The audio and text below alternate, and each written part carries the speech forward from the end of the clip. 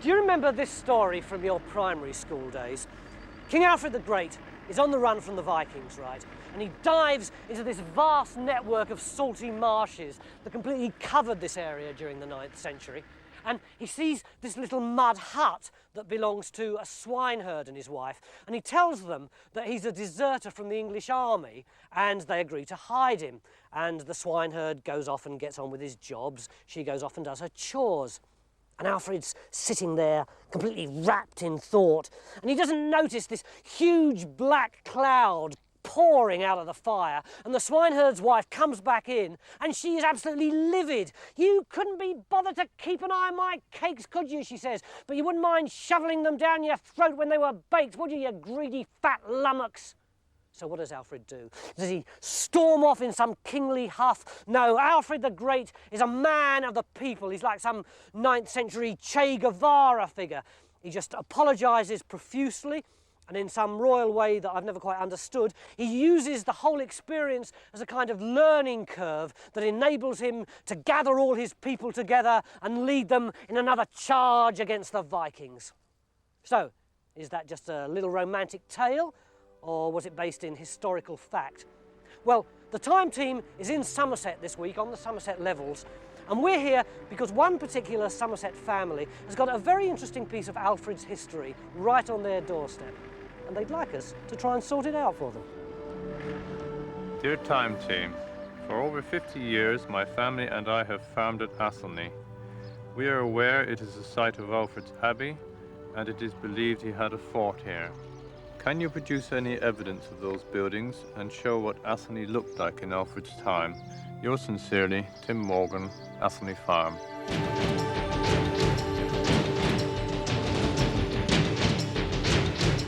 This week's Time team are Mick Aston, Bristol University landscape archaeologist, Jerry Barber, Bristol University environmental archaeologist, Phil Harding, Wessex Archaeological Trust field archaeologist, Carenza Lewis, Royal Commission on Historic Monuments, Robin Bush, archivist, and Victor Ambrose, historical illustrator.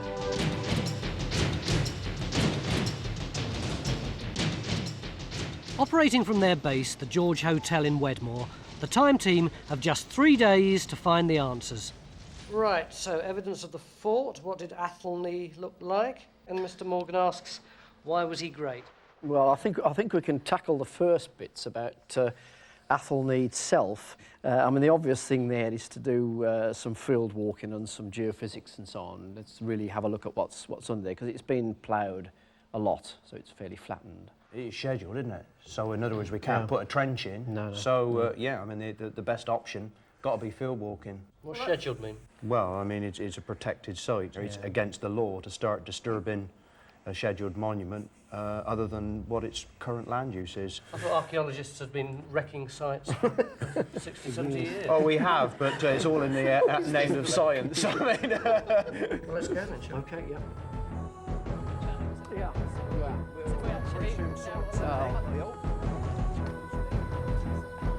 The Isle of Athelney is in Somerset, situated here to the southwest of Wedmore and about 10 miles from Taunton. Although it's scheduled, amazingly very little archaeological work has been done here. So this weekend presents the Time team with a really valuable opportunity to discover more evidence about Alfred and his secret hiding place in the marshes. As we come here, you can see in front the island of Athelney actually started. That's it up there. The causeway actually goes off along there, and we come off down into the what was back onto the marsh, really. Yeah, this is all fen, isn't it? Well, it's drained today, but it would have been very boggy up until the Middle Ages. There's the causeway, as you see, coming into the island itself. And then as we get along here a bit further, you'll actually see that it's not a very prominent feature, but it's just enough to lift it above the marshes and the... That's the island, is it? Yeah.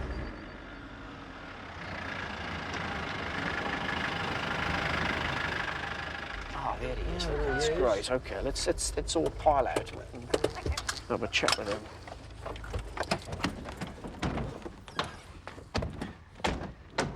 Hello, are you Mr. Morgan? That's Right. Hello, my name's Mick Aston from the Time team.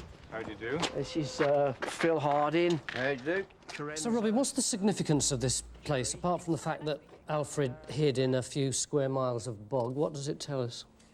Well, really, I suppose it is that was the kingdom of the West Saxons, or even the kingdom of the Saxon English. At one point, in the time that we're discussing this weekend, in 878, Alfred's kingdom had shrunk to the few acres that surround Athelney. The particular reason why we know so much about Alfred is from the fact that a chap called Asser, who was a Welsh friend of his and became one of his bishops, wrote a very detailed life about him. It's the only life of a Saxon king that we have of that kind. At the time that we're talking about, he was just coming up to 30. He was the fourth son of his father, and in fact the fourth son to be king. I don't suppose he ever expected to be king in his early years, with 3 elder brothers between him and the throne, but he had a horrendous situation to face, because the Danes had literally split England in two. They'd cruelly slaughtered most of the kings of places like Northumbria and East Anglia, and were obviously intent on taking the rest of England for themselves. But I think he wanted to get where people who didn't know the exact lie of the land wouldn't find him. He didn't, by all accounts, have very many followers with him, and so he ended up at the Isle of Athelney. The very word means the island of the princes. I think we've got 2 jobs to do, haven't we, really? We've got to see whether we can find where the fort was. Yes. And then the other one is to see if we can find where the abbey was and see if there's any early abbey stuff. Sounds interesting. Well, we'll see how we get on. Wait, see how we get on first, yeah. We've See what got- the place looks like. Yeah, we want to go and have a look at it first, really, when we get a feel. Jerry would like to dig a trench, so you ought to talk to... I'll have to have a chat with you about Perhaps it. if you talk to Mr. Morgan about that now, and then we Right. can go off, the rest of us up on the top, and we can have a look round and see where we Okay, might carry start, on. and I'll come back and see you later on. Okay? All right. So you sort out with them where you want to put your stuff. Okay, if we Yes, up on the yes, top we'll then. do. Right. The monument here, I think, is where the abbey was. Right, yeah. And we're assuming, and I think, having thought about it a bit, we probably are assuming that the other end is where the fort is. So really, there's 2 mounds here, 1 fort, 1 abbey, and it's really what you're going to be able to do at each end. So the work begins. Phil and Carenza are surveying Mr. Morgan's land and marking out reference grids at the site. These grids will be important as they'll enable both the geophysics team and the field walkers to plot their finds accurately. Robin, this is Mick here out at Athelney. Could you give me that Asser quote again about Athelney? Because we're out on the site now. Over. Right, Mick. A formidable fortress of elegant workmanship was set up by the command of the king at the western end of the causeway. Okay, over. Thanks very much. Cheers, then. What I'll do, if that's okay with you, is to put an auger in first, which is a long soil corer, so I can get a Yes. little bit of soil out, and then I right. can actually see what's down the bottom. And if I do a few of those, sort of along the edge of there, then I might be able to get an idea of what's going on underneath the ground, and then find the best place to put your trench. We're going to try and work out what Athelney looked like in the time of King Alfred. I think that's the best place to start. So who are the people who are attacking him? Guthrum, king of the Danes, who is pursuing him, trying to find out where he is, and wreak one of those peculiarly nasty vengeances which the Vikings had up their sleeves. They practiced what was known as the blood eagle, which was a peculiarly nasty form of death in which they kind of slit the victim down the front while living, peeled back the ribs, and then flung back on either side the lungs to form a living blood eagle. It's so disgusting. It is absolutely revolting. And if that wasn't enough, you know, they went in for a tidy bit of crucifixion, by the way. You are talking about rather brutal, ruthless men. Now, I've always assumed that part of this was simply black propaganda put about by the Anglo-Saxons because they were on the losing end. The Vikings really were as barbaric as they were painted. Yeah, I mean, this was really a sacrifice to their gods. This was the way they sacrificed to Odin, basically. And so it was part of their ritual, if you like, part of their religion.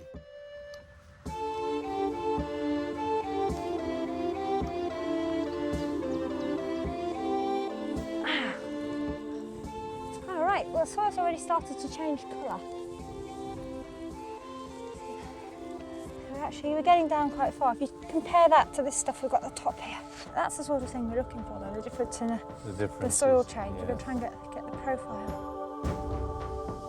The geophysics team start work at the fort site, and using a technique called magnetometry, they begin to look for evidence of the fort. The way this technique works is that objects or buried structures in the ground interfere with the Earth's magnetic fields in different ways, and this machine measures the difference.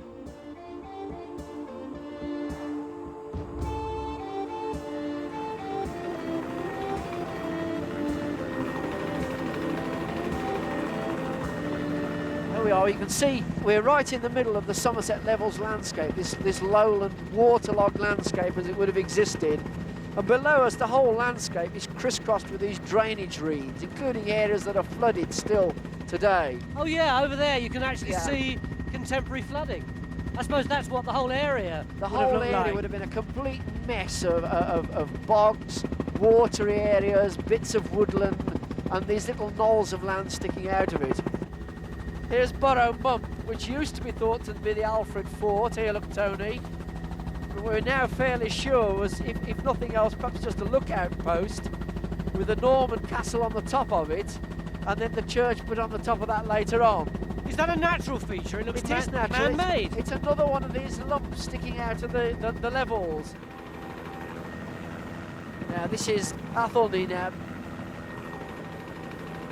You can just see the outline of the field boundaries outlining the slightly higher land. You can see the farm on the end, and then we're going to be field walking that strip by the monument, which has now got teasels in it, but which is where the abbey was. And then there's the field we're going to be field walking in, the big brown field, and there's the chaps with the geophysics there. Can you see the outline? It's like a big sort of flat date. We'll get that a bit higher up in a moment. And what does that represent? That's just the higher land sticking out of the marsh at this point. It's just one little hill, another little hill, and the little hill with the abbey on the end. And that's Athelney. And that's Athelney. It's a bit of an anti-climax after somewhere like Glastonbury Tor, isn't it? Well, that's right, but it's a great place to hide, you see. Here it is, tucked out in the marshes. You can hardly see it. It's only about 30 feet high above the surrounding land anyway. Marshes all around, swamp. So we're not looking for a powerful fort, which is like a statement of power like the Normans might have had. I don't think so. I think this is a guerrilla base. He's hiding out here. The reason it can't be the place with the church, I think, is it's too small. This place here, you could lay lots of tents and things out in it. You know, you could camp a lot of people on that. Difficult to imagine that the whole future of southern England hinged on this one spot for a few brief weeks or months. The little village that's coming now is East Ling, and at the end of East Ling, coming into view now, you can see the church. Yeah. And the church sits on the line of the defences, and that was the main defence that defended the access to Athelney itself. Now, if we can climb very high now, Mike, you can see from here the line of the defences. Beyond that, you can see the brown field of the fort of Athelney, and beyond that, the farm marking the abbey site built as a dedication. So you've got the whole of the core of this guerrilla base. I still think is the best word for it. You know, this is where they were holed up. So poor old Alfred's stuck down there somewhere. All that's left of his kingdom is about 25 square miles of bog. Any moment now, Christian England could be wiped out, and we could all end up speaking Danish. What happened next? See you after the break.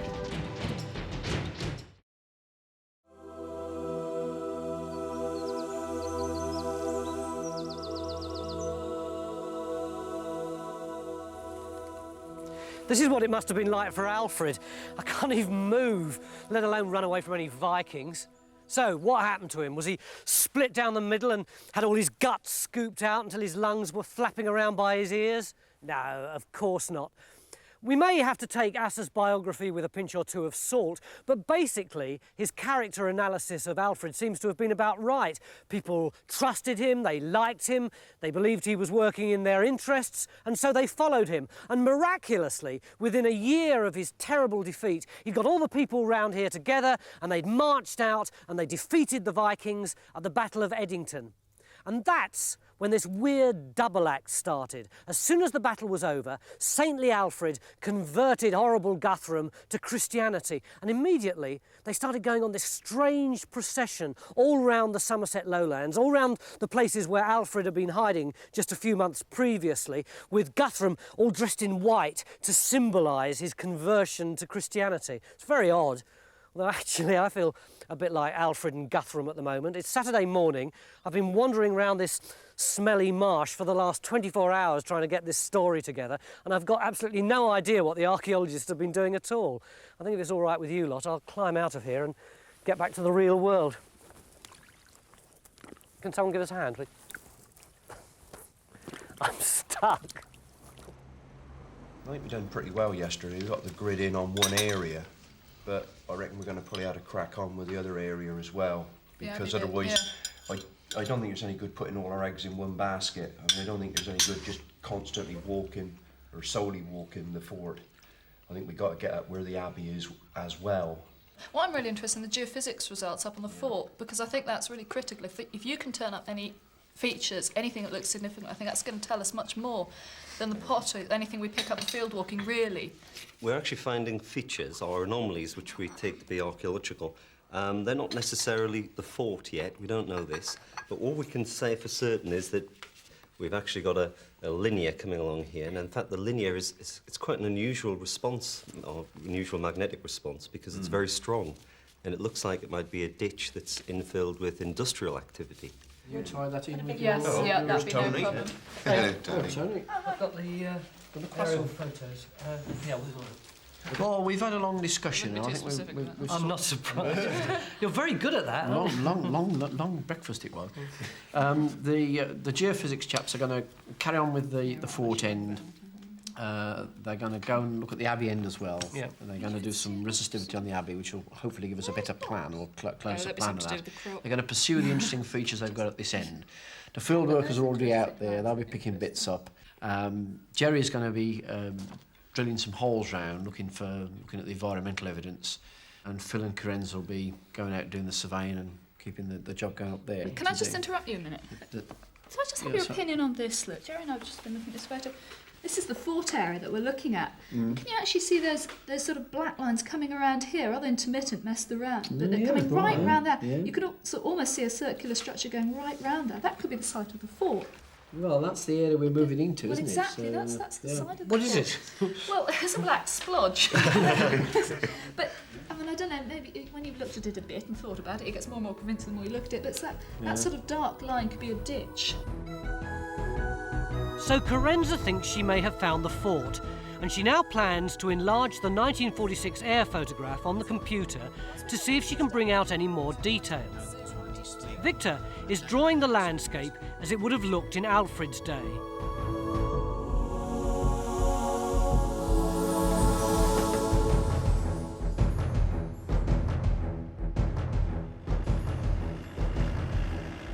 I've been doing some coring work around Athelney, outside the scheduled monument area, and I found that it's very wet. Problem is there's no peat, so I can't actually give a date for this stuff.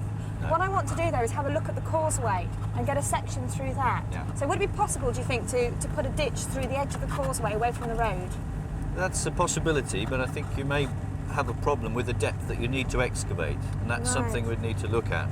I think with waterlogging or... And the sheer volume that you would have to get through to get into the peat, which may be 1 metre or 2 metres down. I also want to do some coring around the outside of the rest of the monument to get a soil survey of the entire area. Yeah. It just looks wet, very wet, and even more wet. Yeah, well, I think you'll confirm that, but it will be useful.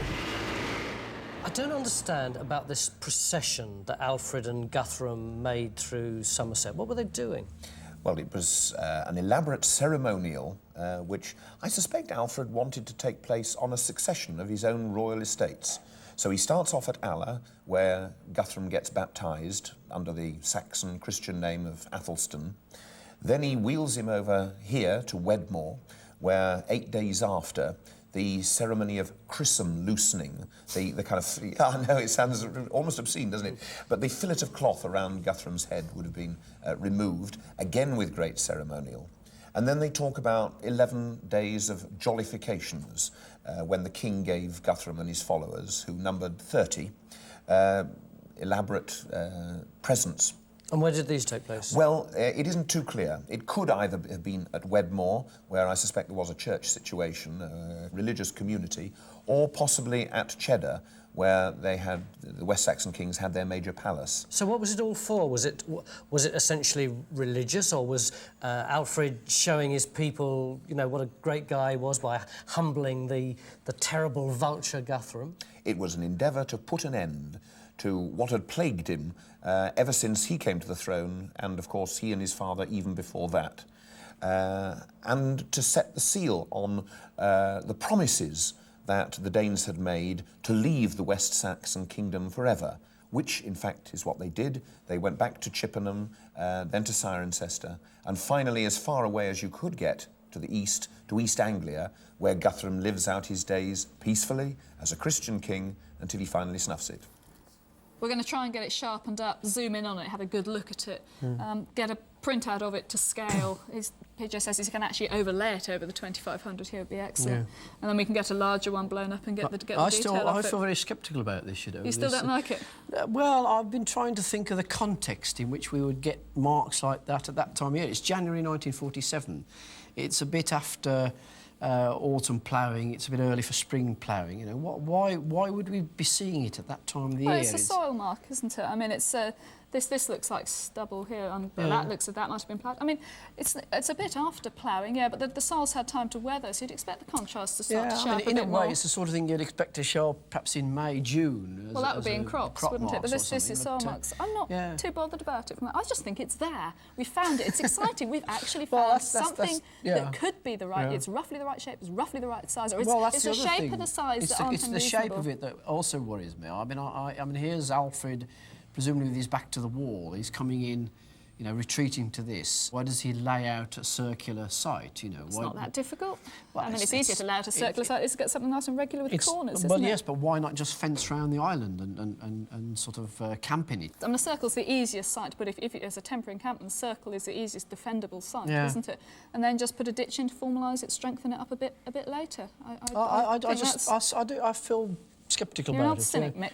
I think am it's there. It's there, it's exciting. I've got it on the map here. This is the causeway coming along here. And as you look, it goes away from the road and carries straight on into the field. There's a lot of rabbit holes, isn't there? Yeah, caused by a lot of rabbits. So they must be rather modern. And they would have disturbed most of the upper layers, in fact. Yeah. So we need to go along to So we can't really dig here, there's no point. The reason I would like to look in this bank is because we can't date our soil, our clay, over by the fish ponds. Right. We can't date anything around Athelney. What we want to do is get a section through here, see if we can find some pottery that we can tie in with the soil layers. Now, would that actually be feasible? Do you think we'll find Saxon pottery? There may be a causeway ditch along here. opportunities once we get through this. So we both agreed. I mean, out of the orchard's a bad idea. So if we carry on a bit. The orchard's a bad idea. We need to be at the other end where there could be stratified layers. Well, this is what I'm hoping. Oh, bloody hell. You all right? And mind the rabbit hole.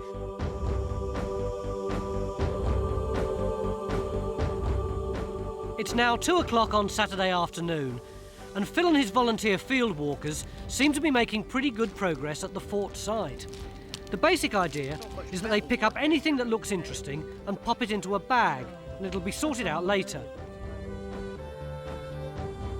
The geophysics team are now working on the abbey site, looking for traces of Alfred's abbey, but they've decided to use a different technique called resistivity.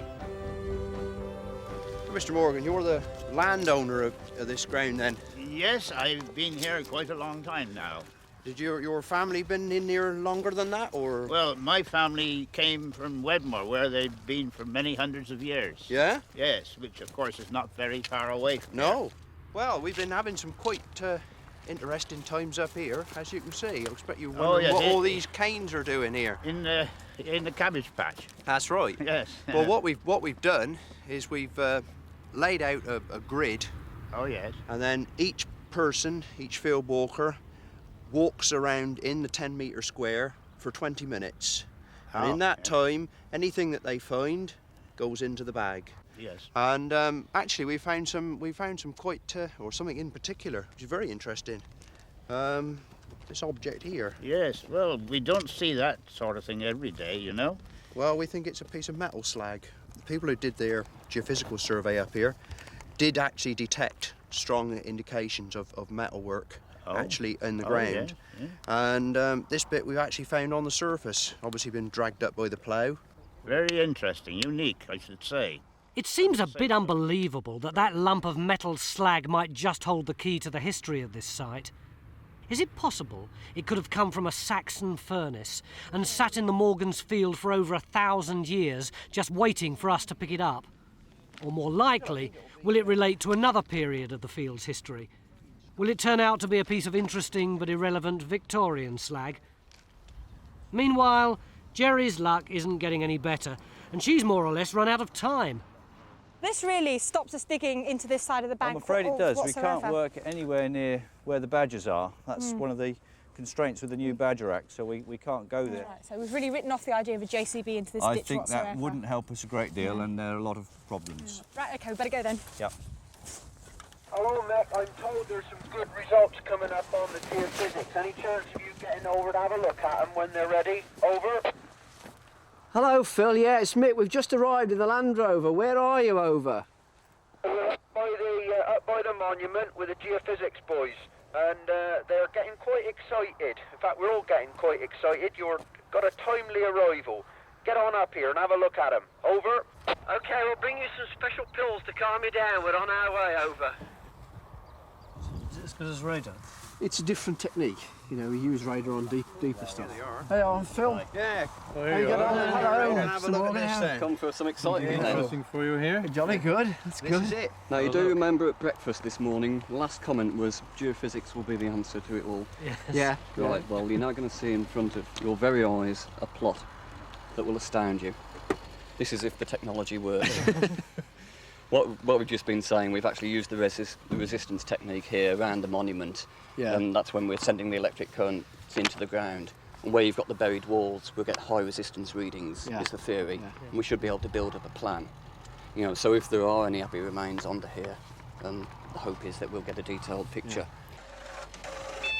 Where we get high resistance, we'll have dark concentrations of dots on the paper, and where we've got white areas, that's away from the walls. So we're looking at moisture content here, and moisture, there's very little moisture when you get towards stone walls, so we get nice dark readings. That's when the resistance is going up.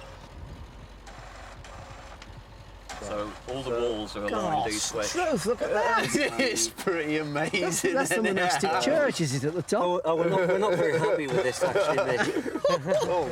We have to play around with this to get the levels right, but you can see we're getting Church, clear aisles. That's fantastic.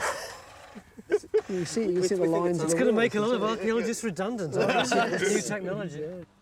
Can we have it over here? Yeah. Just to get because we're actually orientated about like that, aren't we? That's right. The actual monument itself, the iron railings, are where we've got the very small squares here. Yeah. And so a very clear plan of the building, the orientation. And of this walls is actually this has never been excavated. There's no pictures, there's no prints, there's no drawings. So this is actually the first time anybody's ever seen it. The layout of the church of Athelney Abbey.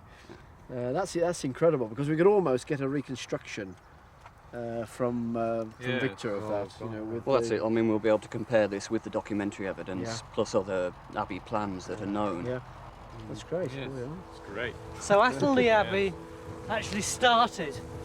And they've actually got the monument right Just about here and spread all the way back past that monument there, and no one knew about it for centuries and centuries till about 3 minutes ago. I think that's a pretty good first for Time Team.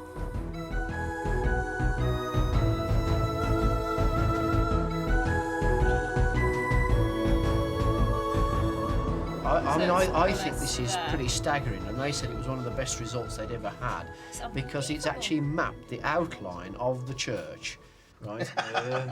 And you can see the sort of central aisle. You can see the what must be the chancel area, the crossing area. It looks as if we've got some transepts. We've certainly got some aisles.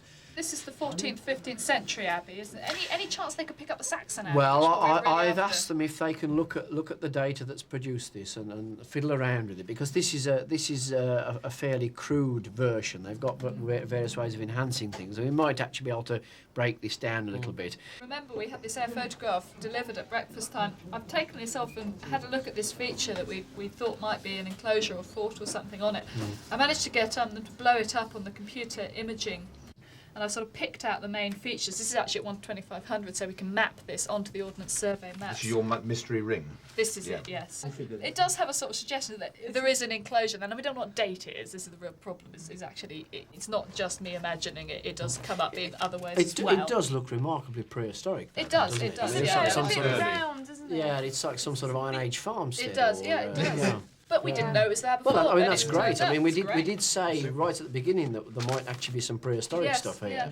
So what are we going to do tomorrow? We've got quite a bit of sorting out to do as well, Tony, because we've now all the field walkings complete on the areas that are ploughed with crops in, and we've got a lot of bags of stuff that need to be gone through, at least in a preliminary way, to see what's in there. I'd like to have a look at some of those, especially if there's going to be bone in there. One of the things that's come out straight away is this thing, which has been some debate about. Well, you feel how heavy it is to start with. Christ, is that? I think it's probably a bloom. That is the original lump of iron that's produced in the early furnaces, and it rather makes your point about there would have been a lot of metalworking on a site like this in Alfred's time.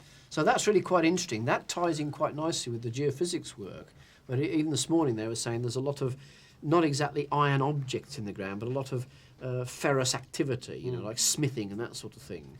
And we might expect that on this site, you know, because of, you know, arming people up and getting them ready, if it's of that period. Well, of course, it we'll could have be to earlier, get this. couldn't it? As could this. It could, but we would have to get this looked at, I think, by, you know, a specialist in iron. I thought I'd do a little bit of work to try and make these people live a little more in terms of their philosophy. A moment. I wouldn't be so presumptuous. No, we were talking about how few sources there were to make, for instance, Guthrum come alive.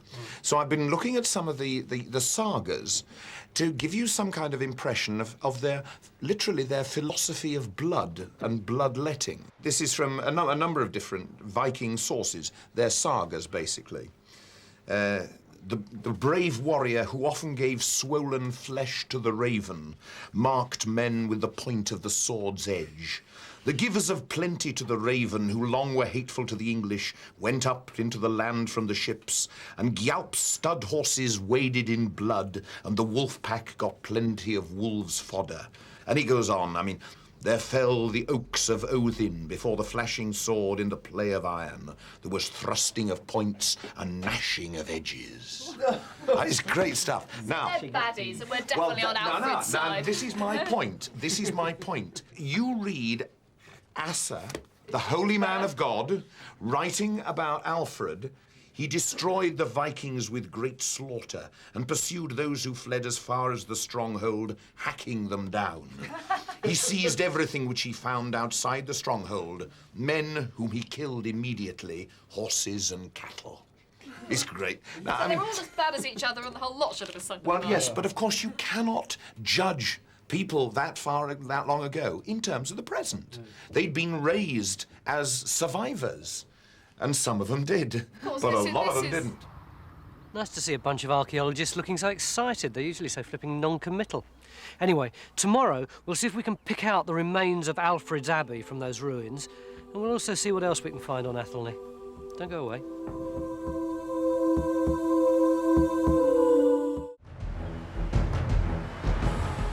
Sunday morning, and there's still a lot of work to do before the team face the public with their findings at 6 o'clock.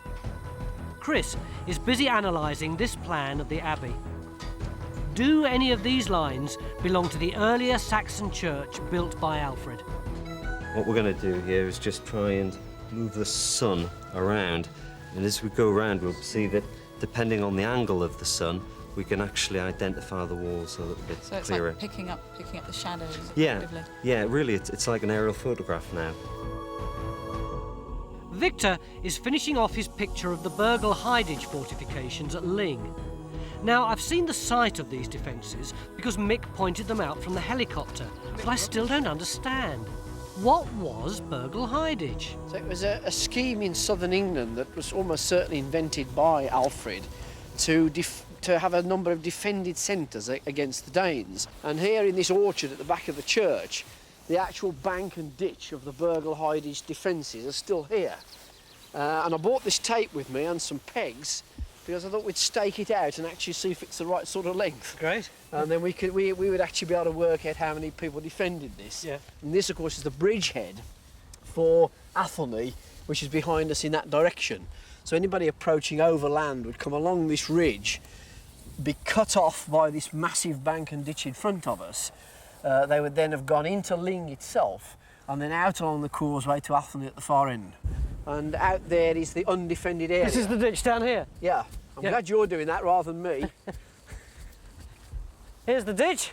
You imagine that deeper. Yeah. Because it's all filled up with rubble, and you imagine me higher and then a fence along the top.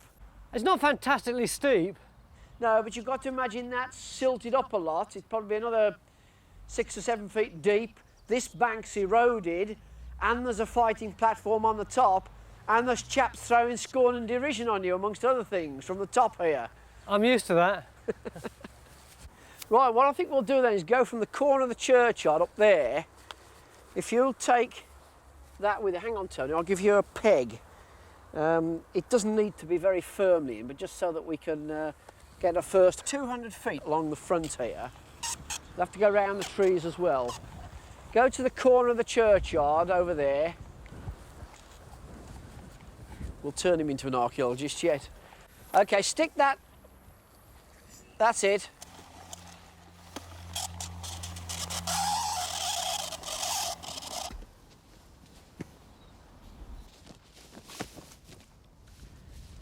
Okay then, Tony, come on down. I'll just tell you what we've done. Right, that's 200 feet from the wall. Yeah. And because of what the Burgle-Heidage says, which I've got the crib here, there's 100 hides attached to East Ling. That's an area of land at that time. So a hide doesn't mean a skin, it just means no, like an acre. It's like an acre, but it's about 120, 150 acres. It might even be a bit more at that time. And there was one man from every hide. So that means there's 100 men coming to defend this defence at East Ling. And we know that in each pole, that is each 5.5 yard lengths. Remember on the back of the exercise book at school, a rod pole or perch, yes, right? Each one of those was defended by 4 men. And so by a roundabout way, we can work out that the length of defences across here was 412.5 feet. In other words, about 200 and odd feet on each side. And this ditch on this side were running from the marsh up to the centre of the ridge and then down over the other side to the marsh, the other side. And we've just measured 1/2 of that. And indeed you can see the profile of the bank and the ditch from this side. So what appears to be a fairly insignificant earthwork in this lady's orchard, actually goes right back to Alfred's time, and indeed was part of the main defences of the site at that time. It's actually an early piece of bureaucracy. It's your call-up papers. It's more or less, yes. Great. So you're probably wondering why we've asked you to come in. While we're actually here in Wedmore, we like to try and answer other questions from local people if we can. And we've had this letter from Tim, who lives in the village, and found an Anglo-Saxon ring in his garden, which the British Museum have dated the 6th, 7th century. But what he's really interested in and asked us about is how it was made, the way it would actually have been created. Was it difficult? Oh, yes. That's the sort of thing I thought you might be able to help us with. If we could have a look at it, yes. And you could perhaps give him some ideas about that. Yes, certainly.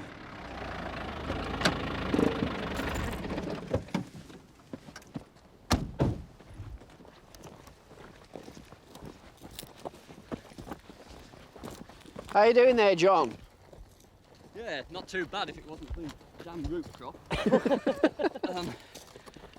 Yeah, what we're trying to do is we're we're not having much success in actually tying down this fort that Carenzo's got on the AP. We've got lines on the air pictures we were yeah, looking at. we've got some sort of correlation with the magnetic, but nothing really that coordinates well. Yeah. Chris is actually looking at it at the moment, trying to get the digitised plans to match. Right. So what we've decided to do is actually, because we've had so much success with the resistance technique on the Abbey, it is to do some resistance transects here. Ah, right. And if there are major ditches here, and if we haven't seen them magnetically because there's no magnetic contrast, then we may be able to see them with the resistance.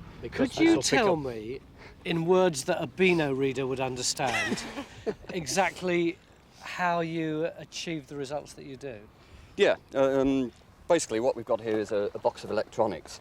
Inside are some batteries. They're sending an electric current into the ground through one of the probes.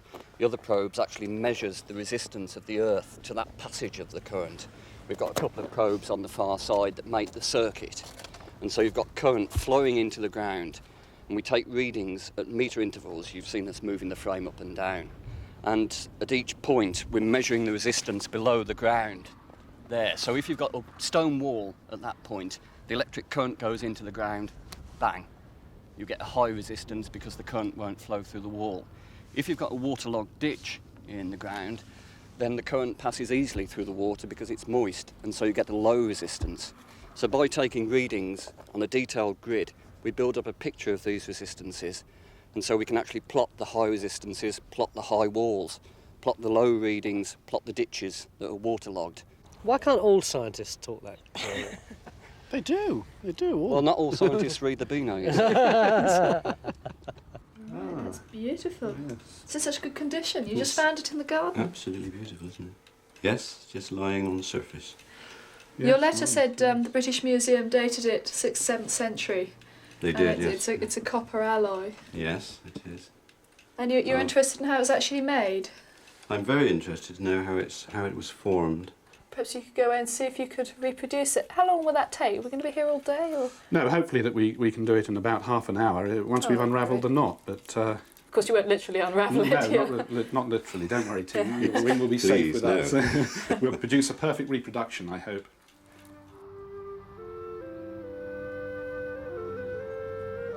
You can imagine that they could wind the wire around anything at all, really. A stick of wood would be okay.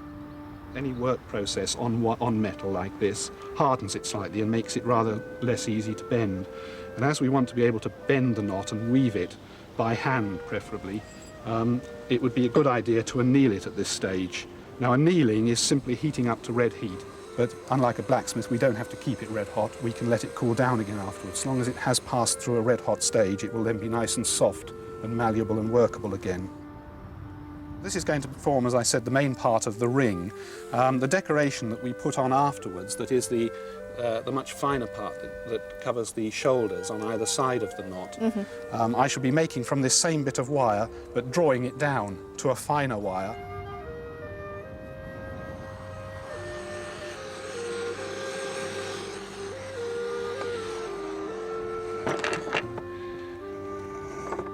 Basically, just a question of working the metal, heating it up to soften it and working it again, and you can correct mistakes. You can do this as often as you like. That's right, exactly. It's as simple as that.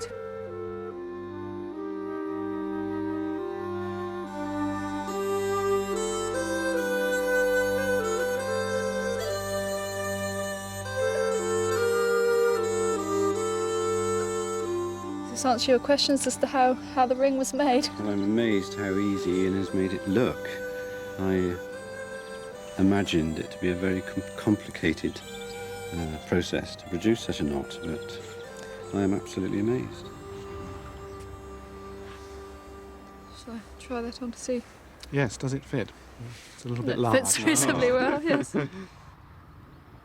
What we're doing here is the result of your good work all day yesterday afternoon. Well, and you found some very interesting new stuff. Well, it's interesting in that, you know, just to see how we're actually extrapolate from our ground plan to excellent reconstruction here. We've got this very clear major alignment along here, but in fact it's out of alignment with this little area over here. Now It looks as if this is incorporated within the large part of the church, but I'm just wondering if it's a different phase. Yeah. The interesting thing about that is, of course, that it would correspond exactly to what we think would be in the size of the first Alfred church. Oh, well, we'll have to try and... Exciting new discovery. See where else we go. That's great. So, not long to go before the presentation to the public at 6 o'clock. Chris has highlighted what may be an earlier phase of building among the ruins of the abbey site, possibly the first evidence of Alfred's church. The geophysics results on the fort site have also been processed, and although there's no new evidence to support Carenza's round fort theory, sorry about that, Carenza, they do have very good evidence of 2 ferrous ditches. Now these, combined with the large quantities of iron slag found by the field walkers, indicate that this was once the site of massive industrial activity. So what we need now is an expert on slag. Chris has phoned up his mate in Bradford, Bradford, who is, what is he, an industrial archaeologist? He's an ancient technologist, I think. Right. Yeah. He's driving down in his Renault 5 from Bradford to here in order to be able to report back on it. Will he get here in time, though? Well, let's hope so. Anyway, we have very few minutes left.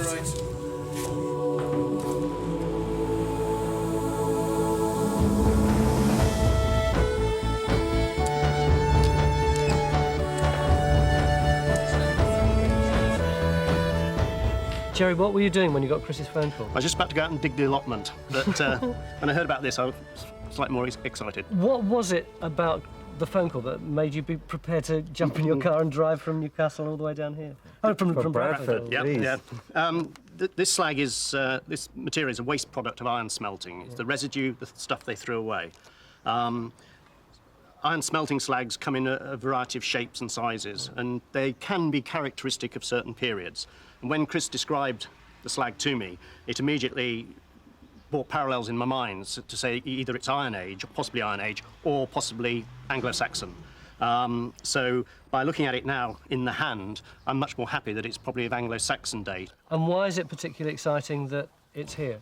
Well, the other sites that we've got this sort of slag from are all further to the east, mostly concentrated around East Anglia. There's quite a few around there, suggesting perhaps that this slag technology is associated with peoples coming in, perhaps it's Anglo-Saxons, Jutes, or whatever. Yeah. But we've got it around as far as Southampton is the furthest west that I've been able to identify it. So this now pushes it a lot further west. Now, so whether or not this has to change our opinion of who is actually doing this technology will have implications for us who are interested in the technology of iron. Can you tell any more specifically, other than you think it's Anglo-Saxon, when it might have been? I mean, could we, for instance, say that there's the possibility that it was around during Alfred's time?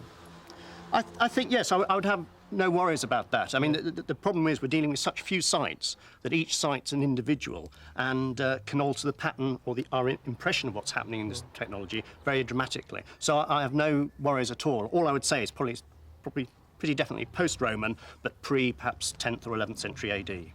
But I can't be more exact than that. That's pretty good. Yeah. That's worth a trip down from Bradford. It certainly was. Thank you, all of you, for coming, and a very big thanks to all the friendly farmers and field walkers and local archaeologists who've helped us this weekend. We've had a brilliant time. We came here in response to a letter from the Morgans over here. No doubt about it, it's been a very successful weekend. The geophysics work has produced the first ever picture of the medieval abbey, and also the outline of an earlier building which could be the remains of a smaller abbey built by Alfred.